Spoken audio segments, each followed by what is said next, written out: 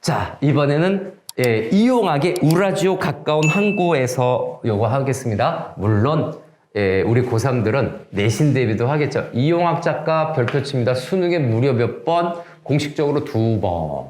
모의고사에서 6평, 9평에서 수없이 많이 출제됐던 작가다. 왜?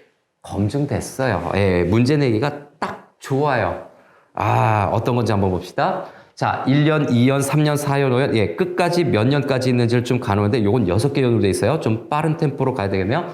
삽살개 짖는 소리, 청각적인 이미지죠. 그래서 여기 삽살개 짖는 소리, 청각적인 이미지를 통해서 뭐라고 얘기하고 있습니까? 자, 눈벌에 얼어붙은 섣달그음이라고 되어 있는데, 자, 이 청각적인 이미지를 통해서 쓸쓸한 내면을 나타내고 있는 거예요. 그 다음에 고향에 대한 그리움을 나타내고 있지요. 그래서 1번, 2번으로 해설 좀 정리 좀 해두고, 삽살개 짖는 소리, 요 청각적인 이미지를 통해서 주의를 환기하고 있어요. 그래서 요 청각적인 이미지, 관심을 끈다. 그거를 뭐라고 한다?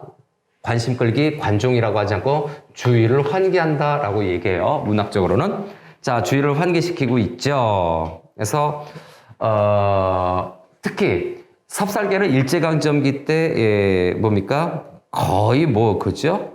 네, 일제강점기 때 멸종위기에 몰린 개이기도 해요. 아무튼 눈보라에 얼어붙은 섣달그음이라고 되어 있는데, 자, 눈보라에 얼어붙는 이죠. 눈보라에 얼어붙는 것은 뭡니까? 부정적 현실, 혹독한 현실이에요. 시간적 배경이기도 하고 냉혹하고 힘겨운 현실을 나타내는 것이 눈보라에 얼어붙은 것이죠. 섣달그음까지 시간까지 나타나는 거니까 그렇죠? 눈보라에 얼어붙은 요거, 그 다음 섣달그음은 시간적 배경에 해당이 돼요. 구체적인 시간적인 배경이 제시가 되고 있죠. 그래서 이렇게 돼서 음력 12월 31일 마지막 날입니다. 자, 밤이 얄궂은 손을 하도 곱게 흔들길래 밤이 얄궂은 손을 하도 곱게 흔든다라고 하는 것은 뭡니까? 자, 요 밤이라고 하는 것은 손이죠. 그래서 여기 손과 밤을 비교해 보면 요것이 보조관념, 요것이 원관념이야. 얘하고 원관념, 보조관념 관계야. 밤이 손을 하도 흔들길래 라고 하는 거니까 여기에서 뭐가 나타난다? 의인법이 나타나고 있지. 의인화가 나타나고 있어요. 밤이 하도 얄궂은 손을 하도 흔들길래 라고 하는 거죠. 그럼 뭐를 얘기하는 거야? 여기 추상적 대상, 밤의 구체적인 형상화라고 되어 있는데 화자의 그리움을 자극했다 2번이에요. 여기가 화자의 그리움을 자극한 것이 뭔데 구체적으로 뭐니? 이 그리움이 뭐니? 고향에 돌아가고 싶은 거야. 네, 고향에 돌아가고 싶은 마음이겠죠. 그래서 고향에 돌아가고 싶은 간절함이 나타나고 있어요. 이용학 시인은 타향에서 살고 있는 우리들의 모습, 우리 민족의 모습을 그리고 있죠. 그 다음에 네 번째, 술을 마셔 불타는 소원이 부두로 왔다라고 하는 건데, 자, 불타는 소원입니다. 자, 소원을 좀 네모칸 치고 그것도 불타는 소원이에요. 불타는 소원이죠. 강렬한 그 무언가의 마음이 있었다는 내용이죠. 그래서 다시 한번 불타는 소원 요거 별표 쳐야 되고, 불타는 소원은 고향으로 돌아가고 싶은 마음을 요 소원이라고 하는 겁니다. 불타는 소원. 그 다음에 여기에서 술의 이미지는 교육용 버전으로 좋지는 않아서 안 나올 거예요. 요 술의 이미지는 소원을 강조해주는, 소원을 좀 더 부각시켜주는 매개체 역할을 한다라고 하는 거죠. 밤이 됐어요. 술까지 마셔서 고향에 너무너무 가고 싶다 그 얘기하는 거죠. 그래서 뭐를 합니까? 결국은 이 부두로 왔다라고 하는 거죠. 자, 이 부두로 왔다라고 하는 건데 이 부두가 어디니? 이 부두가 우라지오의 공간적 배경이고 우라지오 가까운 부두, 우라지오 가까운 항구라고 봐야 되겠습니다. 그래서 화자는 고향에 대한 간절한 그리움을 나타내고 있어 현재 있는 위치에서 고향에 돌아가고 싶어하는 고향에 대한 그리움을 나타내고 있죠. 그래서 고양이에 대한 간절한 그리움을 뭐라고 한다? 두 글자로 향수라고 얘기합니다. 향수. 그리고 여기에 관련된 한자 성어는 또 뭐가 있지? 수구초심이라고 하는 한자 성어를 적용할 수 있겠지. 향수, 수구초심. 배경 지식으로 가져갑시다. 한마디로 여기 상황은 고양이에 대한 그림 때문에 부두러왔어요. 고양이 그리워서 부두러왔어요. 다음 걸어온 길가의 부분으로 볼까요? 과거의 삶이죠. 그래서 인생길에요. 이 길가라고 하는 것은 지난날의 삶, 과거의 삶을 나타내는 거고 찔레 한 송이 없었대도 라고 하는 부분으로 볼까요? 그래서 찔레 한 송이 없었대도 라고 하는 건데 뭐 위안이 될 만한 일이나 대사인데 찔레 한 송이 요걸 좀 동그라미 쳐봅시다. 좋은 일, 작고 소소한 소확행이란 말도 있듯이 작고 소소한 행복과 기쁨의 요소를 나타냅니다. 그래서 찔레 한 송이는 요거 여기 있는데 행복감이에요. 행복한 느낌이 없었다고 하더라도 어떤 행복감 또는 행복감과 같은 말은 뭐 보람 뭐 요런 거겠죠.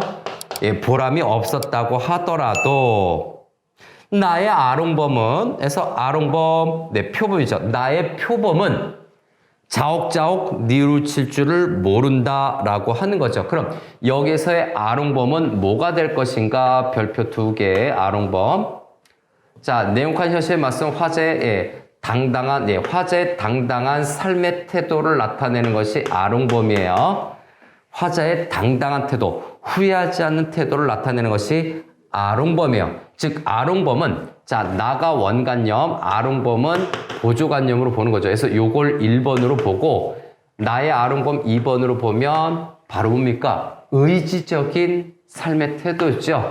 네, 의지적인 삶과 그 태도를 상징하는 것이 아롱범. 색깔 좀 입혀볼까요? 예쁘게 빨간색으로 아롱범. 의지적인 삶의 태도를 상징하는 아롱범. 뉘우칠 줄을 모른다라고 얘기를 하는 거죠. 의지적인 거예요. 뉘우칠 줄을 모른다. 후회가 없는 거예요. 여기서 시적 화자의 정서는 당당한 삶의 태도라고 했으니까 자옥자옥 뉘우칠 줄 모른다. 후회하지 않습니다. 후회하는 삶을 살고 있겠건 후회하지 않는 삶이에요. 그리고 어깨에 쌓여도 부분으로 넘어갈까요? 네, 어깨에 쌓여도 하얀 눈이 무겁지 않구나 라고 하는 부분인데 하얀 눈이라고 하는 것은 뭡니까? 시련과 고난이에요. 어깨에 쌓여도 시련과 고난이 무겁지 않구나 라고 해서 하얀 눈, 시련과 고난이 무겁지 않다. 당당하게 그 삶의 무게감을 감당하는 거죠. 그래서 무겁지 않구나 해서 지난 삶을 당당하게 여기는 태도라고 되어 있는데 삶의 무게를 감당하는 겁니다. 좀 더 직설적으로 보면 삶의 무게를 감당해내고 있어요. 이겨내고 있어요. 받아들이고 있어요. 그래서 당당한 자세도 있고 삶의 무게감을 의연하게 감당하고 있는 모습. 3년으로 넘어가죠. 철없는 누이 부분으로 가죠. 고수머리랑 어루만지며 라고 하는 부분인데 여기 3년부터는 과거 회상에 해당이 됩니다. 과거 회상에 해당이 돼서 우라지오, 타향에 오는 지금 현재 전까지 모습을 이야기하고 있는 거죠. 곱슬머리 어루만지면서 우라지오 이야기를 캐고 싶던 여기 우라지오가 과거 어린 시절에는 우라지오가 동경한 곳이에요. 과거의 우라지오는 동경하는 세계, 긍정적인 세계였어요.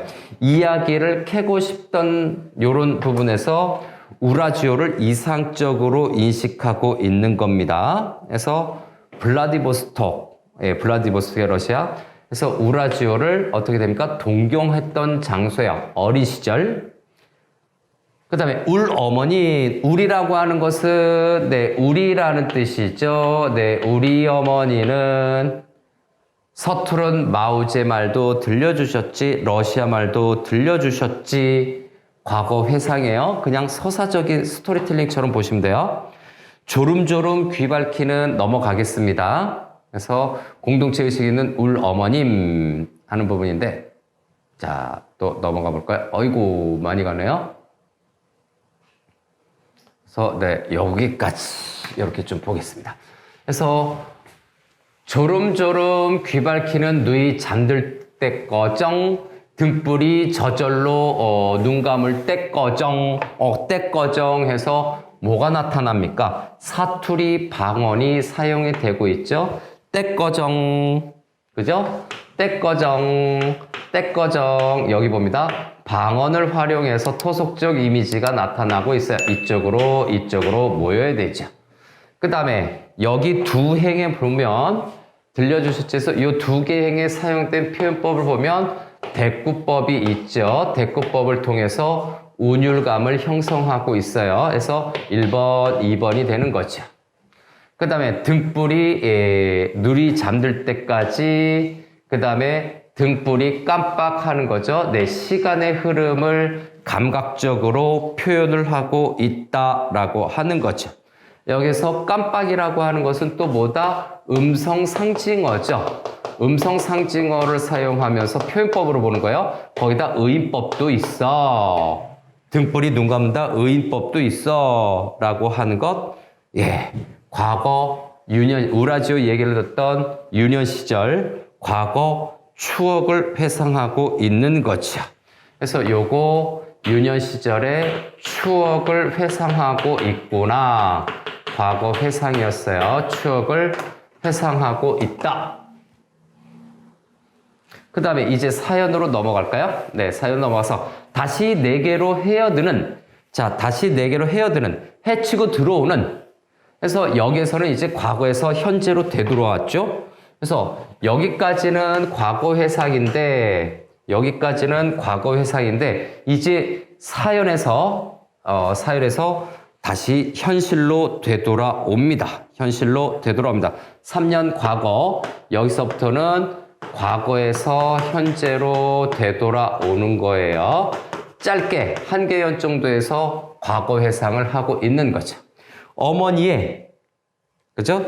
입김이 무지개처럼 어질다라고 하는 거죠. 자, 무지개처럼 하는 이 부분에서 직유법이죠. 어머니 입김. 나쁜 생각할 뻔해서 양치질 하셨나? 뭐 이런 거.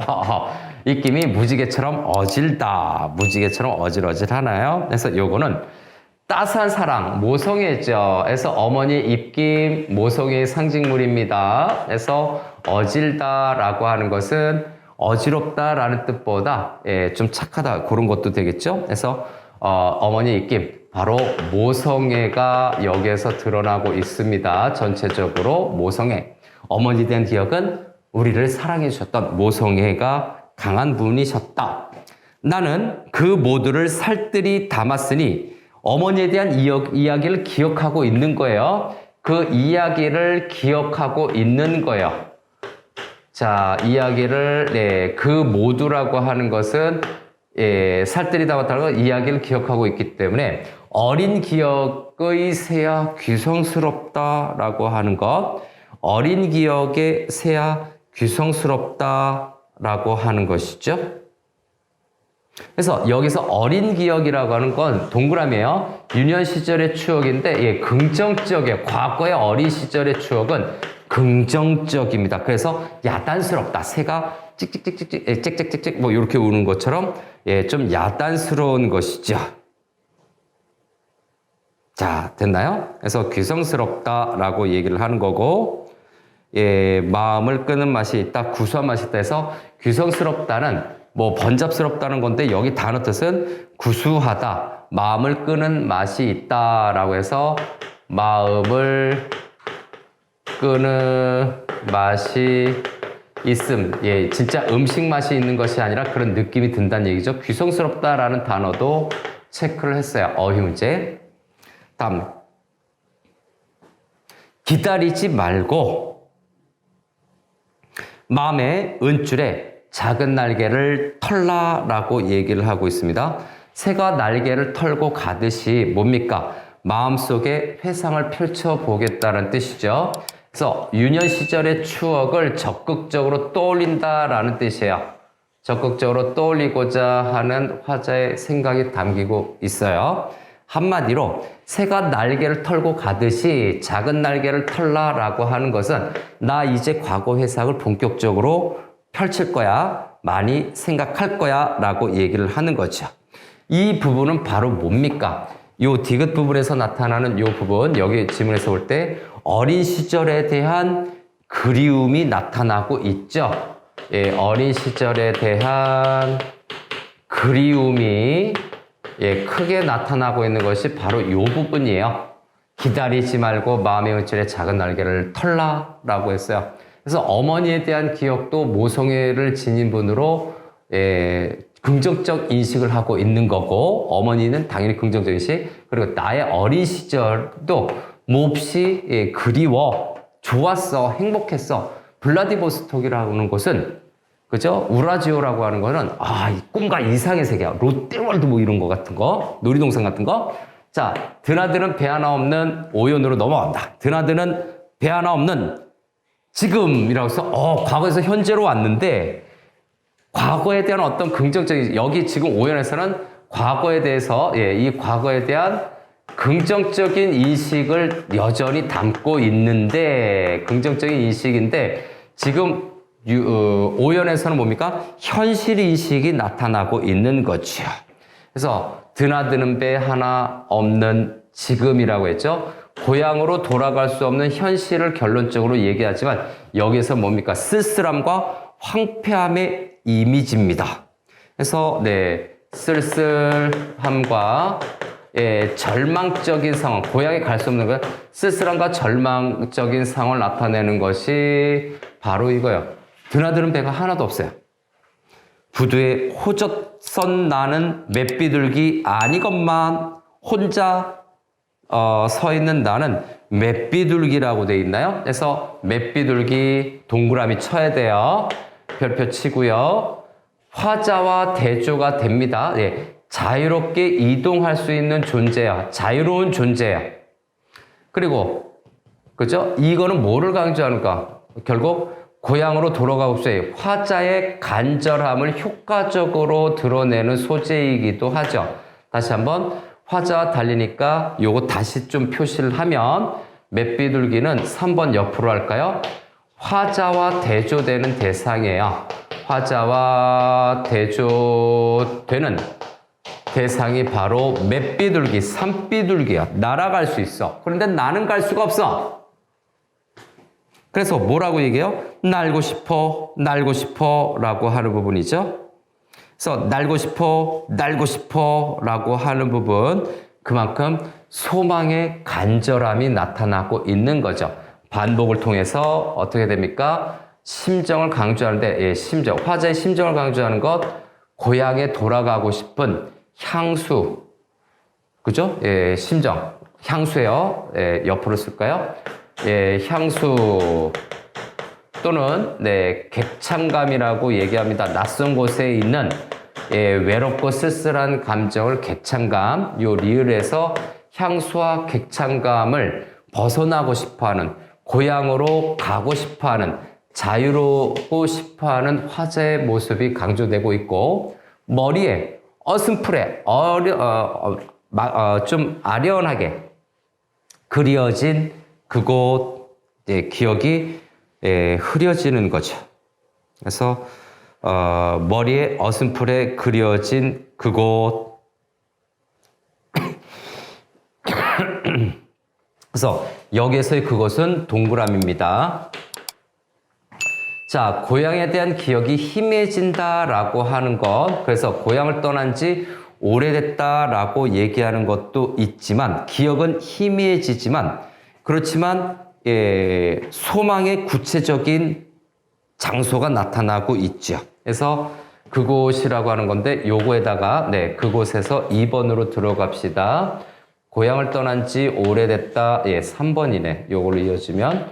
그래서 어슴풀에 그려진 그것, 희미하게 기억은 멀어져 있지만 화자가 소망하는 구체적인 내용이 나타나고 있죠. 소망의 구체적인 대상을 제시해주고 있어요. 구체적 장소 또는 대상이 제시가 된 걸로 보는 거죠. 소망의 구체적인 면을 좀 드러내고 있다. 고향이에요. 그래서 여기는 고향이라는 곳으로 인식이 될 수가 있죠. 그 다음 우라지오의 바다는 얼음이 두껍다. 배가 드나들 수 없는 거죠. 그래서 얼음이 두껍다라고 하는 부분 바로 요거죠. 드나드는 배 하나 없는 지금 요게 결과라고 한다면 요게 원인이 되는 거예요. 그래서 고향에 돌아갈 수 없는 절망적인 현실이 1번이겠지만 배가 하나도 오고 가지 못하는 원인이 되는 것도 바로 요겁니다. 얼음이 너무 두꺼워. 그럼 얼음이 두껍다라고 하는 것은 고향에 갈 수 없는 장애물이 되겠죠. 장애물의 이미지, 방해물의 이미지가 될 수 있어요. 5년까지 정리합시다. 이렇게 마지막 6년 남았네요. 어떻게 마무리되는지 한번 봐야 되겠습니다.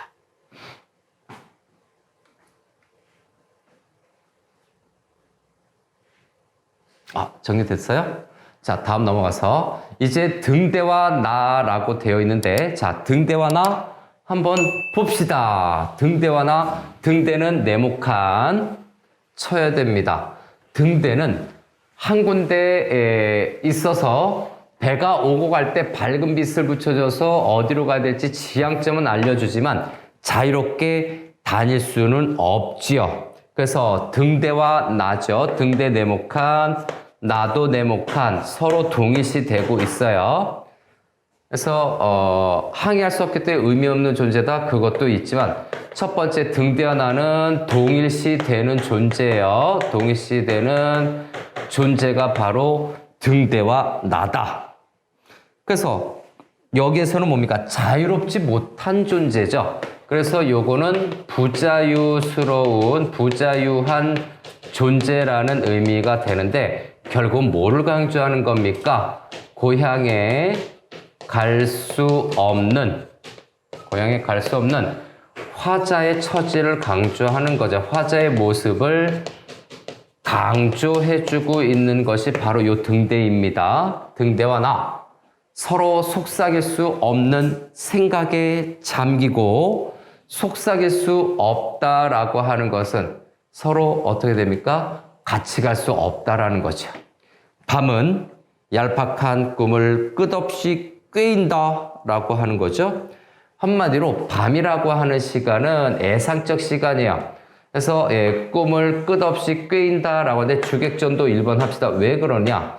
사람이 잠을 못 자고 사람이 밤을 새는 건데 밤이 꼬신다라고 얘기했잖아요. 밤이 유혹한다라고 해서 주객전도 사람이 그러는 것인데 밤이 나를 꼬시고 있다, 유혹하고 있다라고 얘기를 하는 거죠. 그 다음 밤이 꾀인다라고 하는 것은 바로 뭡니까? 이 밤 시간은 애상감이 높아지는 건데 애상감이 높아지면서 고향에 가고 싶은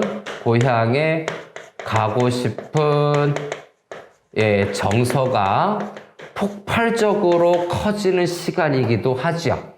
시간적 배경의 특징입니다. 그래서 이 두 번째 해석은 시간적 배경의 특징을 이렇게 볼 수 있어요. 시간적 배경의 특징이 슬픈 듯한 느낌이 애상감, 슬프레자, 상처상자예요. 상처 입은 듯한 슬픈 느낌, 애상감에다가 고향에 가고 싶은 그 마음, 정서가 아주 커지고 있는데 시간적 배경이 밤이라고 하는 시간적 배경이 그런 역할을 한다라는 내용이죠.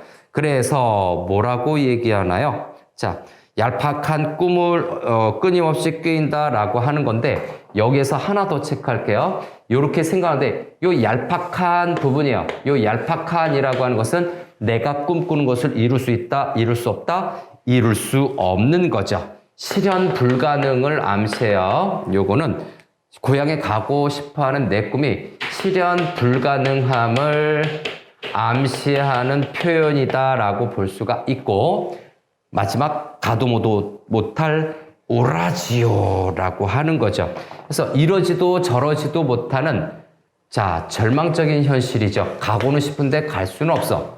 갈 수단도 없고. 그래서 절망적인 현실 상황을 강조하고 있는 걸로 마무리되고 있죠.